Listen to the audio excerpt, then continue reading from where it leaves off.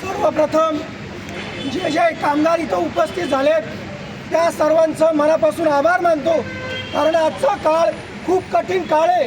आज आपल्या पिंपरी चिंचवड शहरामध्ये, पुण्यामध्ये, महाराष्ट्रामध्ये, भारतामध्ये, बाहेरील देशातून अनेक इंटरनॅशनल प्रतिनिधी इथं आलेले आहेत, पण आपला कामगार त्यांच्यासोबत आला नाही।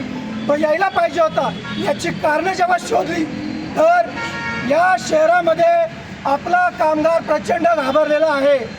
तो कामगार आज दहशतीमध्ये जगत आहे। त्या कामगाराला चिंता असते, माझ्या डोक्यावर गृह कर्ज आहे, माझ्या डोक्यावर वाहन कर्ज आहे, मला माझ्या मुलांचं शिक्षण आहे। जर मी युनियन सोबत पुढे आलो तर मला येणाऱ्या काळामध्ये व्यवस्थापन कुठल्या पद्धतीने काय करेल याची त्याला भीती असते। पण मी सगळ्या कामगारांना सांगू इच्छितो, याच्यावर एकच उत्तर आहे, ते म्हणजे बंधू आणि भगिनींनो, सगळे कामगार एक झाले पाहिजेत। आज मी श्रमिक महासहाय्यक संघाचे खूप मनापासून आभार मानतो।